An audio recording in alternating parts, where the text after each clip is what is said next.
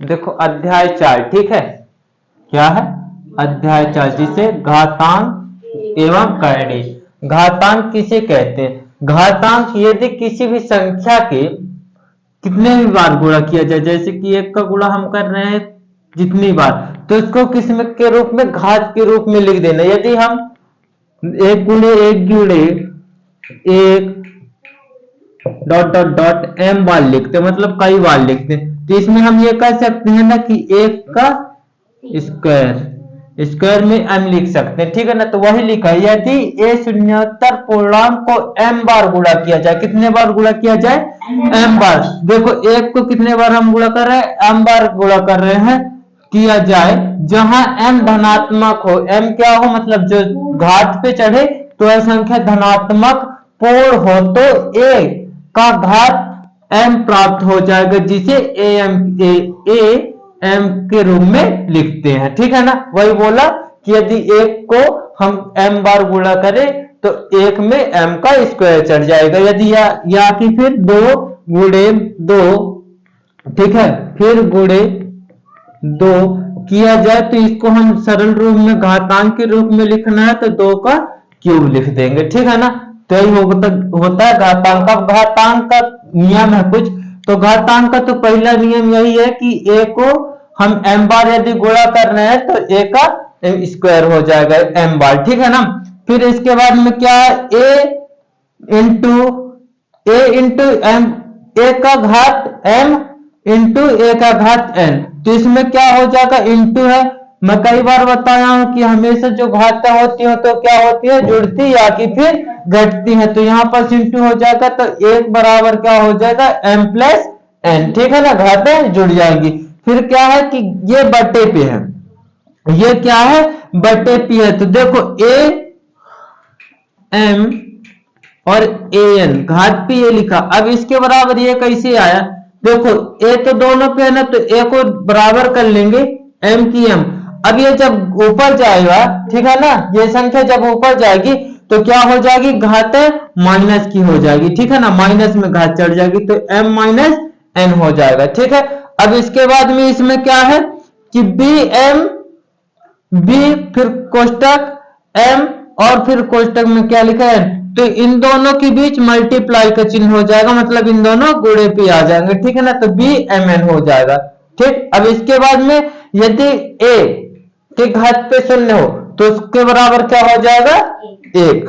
अब यदि a minus का n स्क्वायर हो, इसमें क्या है a माइनस का n स्क्वायर में माइनस का n लिखा है, तो इसमें क्या करते हैं, देखो अब इसको हमको प्लस में लाना है, किस में लाना है, प्लस में। तो मान के चलो ये क्या लिखा है, a माइनस का n। अब ये a माइनस का n कब होता है, जबकि संख्या ऊपर जाती है, होता है ना। यदि हम इसको 1 बटे n a n लिख दे, ठीक है ना, ये लिख दें। अब इससे हम इस रूप में लाना चाहते हैं तो इसको क्या करना पड़ेगा कि ये संख्या को ऊपर ले जाना पड़ेगा, और ऊपर ले जाना पड़ेगा तो घात क्या हो जाएगी, माइनस की हो जाएगी, जैसे कि यहां पास हुआ था, ये a की घात जा रही है ऊपर, तो यहां पास क्या आ गया, a माइनस n, ठीक है, m माइनस n, ठीक है ना। अब इसके बाद में यदि a घाते m बराबर b घाते m हो, ठीक है ना, यदि ऐसा कुछ कंडीशन आ रहा है, मतलब क्या हो रहा है कि संख्या अलग अलग है, संख्या अलग है लेकिन घात सेम है। जैसे कि मान के चलो यहाँ पास 5 का स्क्वायर है और यहाँ पास 6 का स्क्वायर है, ऐसे कुछ कंडीशन है, तो इसमें क्या होगा कि a बराबर b हो जाएगा और m का मान जो स्क्वायर में लिखा है तो उसका मान 0 हो जाएगा, तो a बराबर 6 हो जाएगा, ठीक है, 5 बराबर 6 हो जाएगा, ठीक है ना, b जैसे नहीं तो ये 6, ठीक है। अब इसके बाद में यदि क्या है कि संख्या बराबर है, दोनों साइड संख्या बराबर है लेकिन जो घात पर है तो वो अलग अलग है, जैसे कि क्या है b का घात x है और बराबर में लिखा है b की घात y हो, ठीक है ना, तो a b तो ये ठीक है, लेकिन इसमें क्या है घात में दिक्कत है, तो इसकी घात 5 है और इसकी घात 2 है, ठीक है ना। तो इसमें क्या होगा कि 5 को नहीं लिखते लेकिन घात में बराबर होगा, ठीक है। घात को बराबर पे लिख देंगे, जैसे कि 5 बराबर 2। ठीक ना। अब इसके बाद में क्या है, b इंटू ए इंटू बी की घात में m है। अब देखो ये घात में क्या है, ये कोष्टक पे लिखा है, ठीक है ना। कोष्टक पे जब लिखा है तो ये जो घात चढ़ा है तो दोनों के लिए चढ़ा है ना, कि नहीं चढ़ा। जैसे कि मान लो यहां पास 5 गुणे 2 लिखा है और घात पे लिखा है 2, तो एक चीज ये बताओ कि ये जो दो लिखा है घात पे, तो ये 5 के लिए भी लिखा रहता है और 2 के लिए भी लिखा रहता है, किसी एक के लिए तो नहीं लिखा रहता, ठीक है ना। तो ये नॉर्मल जो है तो यही है कि ये m जो है तो दोनों के लिए रहता है, ठीक है। अब इसके बाद ये क्या है कि अपान पे है, जिसे 5/2 लिखा और इनके घात पे क्या लिखा है 3, ठीक है ना। अब ये 3 लिखा है तो ये बताओ ये 5 के लिए भी 3 लिखा है और 2 के भी लिखा है, ठीक है ना, क्यूब दोनों में। तो इसमें हम इसको लिख सकते हैं ना 5 का क्यूब बटे 2 का क्यूब, ये तो यही तो रूप है 10वां। 11वां रूप क्या है कि किसी भी संख्या में यदि वहीं पास 1/2 की घात पर हो, जैसे कि 2 1/2 है, ठीक है ना। 2 की घात पर क्या लिखा है 1/2, तो ये यहीं पास संख्या क्या हो जाती है, अंडर रूट पे चली जाती है ना, या कि फिर वर्ग से हटेगा तो वर्ग से वर्गमूल कट जाएगा, ठीक है ना, जैसे घन से घनमूल कट जाता है। अब ये क्या है कि पी वाई क्यूब के रूप में लिखा है ए, ये ठीक है ना। तो इसमें क्या होगा कि ए पी, अब ये पी क्यों, क्योंकि मान के चलो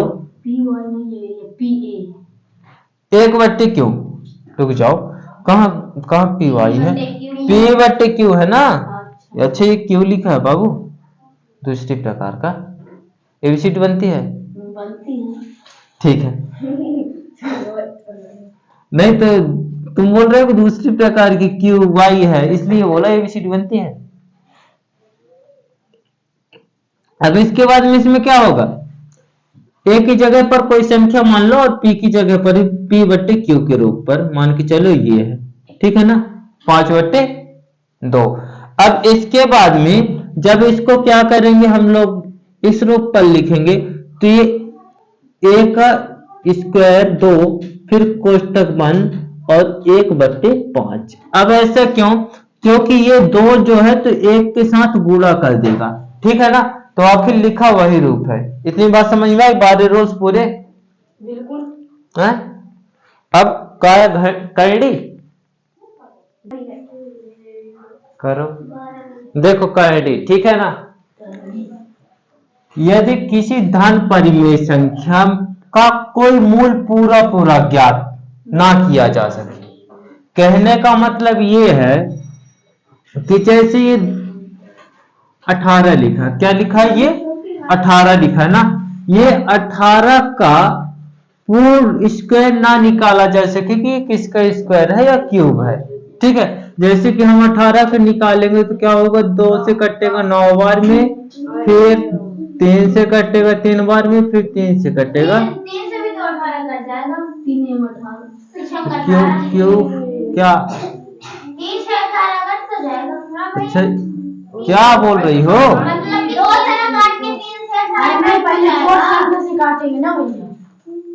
हाँ मेरे को ये समझ नहीं बोल तुम क्या रहे हो। मैं ये बोल रही है हाँ? कि जो आप 2 से काटे हैं 2 में 18, ये 3 से भी कट, हाँ तो कट जाएगा ना, पहले तो 2 से भी तो कट सकता है, पहले छोटी छोटी तो पहले छोटी छोटी संख्या काटा जाता है ना, ठीक है। अब देखो इसमें सही कटा, 2 में 18 और फिर 3 9 और 3। अब इसमें क्या है, 3 तो बाहर निकल जाएगा, ठीक है, और 2 अंदर घुसा रह जाएगा।